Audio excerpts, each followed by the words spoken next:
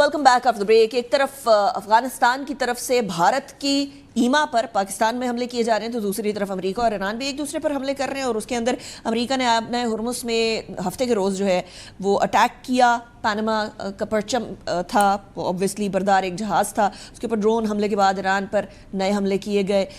You also no कि एक Switzerland का एवर लवली नाम का एक जहाज़ था, उसके ऊपर जब अटैक हुआ तो उसके बाद भी फिर अमेरिका ने अटैक्स करना शुरू कर दिए। ईरान की कुछ तनसीबात थी, ड्रोन हमले जहाँ से होते थे वो वाली एरियाज़। अमेरिकी सेंट्रल कमांड के मुताबिक इसने तजारती जहाज़ ईरानी के ख़िलाफ़ जो है मुसलसल जारहियत के जवाब में ईरान पर मुतअद्दिद अहदाफ को निशाना बनाया, जिनमें फ़ौजी साजो सामान, मवासलाती निज़ाम और फ़िज़ाई दिफ़ाई तनसीबात और ड्रोन ज़ख़ीरा करने के जो मराकज़ हैं वो शामिल थे। अमेरिकी सदर डोनाल्ड ट्रंप का ये कहना है कि जी ताज़ा हमले ईरान की जानिब से जंगबंदी का मुआहदे की बार बार खिलाफ वर्जियों के रद्द अमल में किए गए। This is a reaction not an action.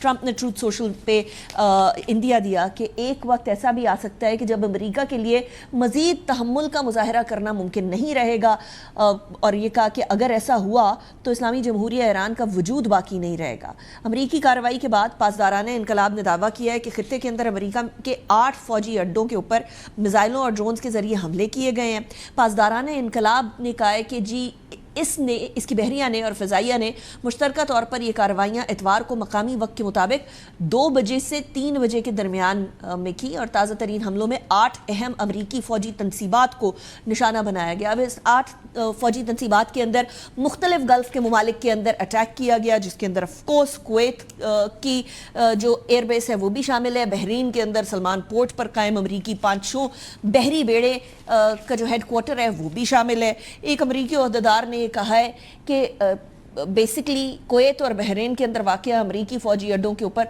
हमला हुआ है, यानी कन्फर्मेशन दे दी कि ऐसा हुआ। और दूसरी तरफ बहरीन ने ईरान की जानिब से दागे गए मिसाइल्स और ड्रोन को रोक कर तबाह कर दिया, इंटरसेप्ट कर लिया, तबाह कर दिया, ये दावा किया है उन्होंने। लेकिन एट द सेम टाइम बहरीनी फ़ौज ने एक बयान में ये भी कहा है कि फ़िज़ाई दिफ़ाई निज़ाम ने इतवार को उन ख़तरनाक ईरानी हमलों में इस्तेमाल होने वाले मुतादिद प्रोजेक्टाइल्स को रोक कर तबाह कर दिया है।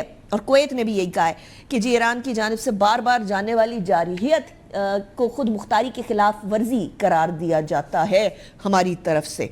सो ये वाली सारी सिचुएशन है मशरिक़ वस्ता के अंदर। एक बार फिर एक कशीदा सूरत हाल है। MOU साइन होने अभी साइन हुआ था, और अभी जो है वो थोड़ा सब्र का मुजाहरा नहीं किया जा रहा दोनों अतराफ से।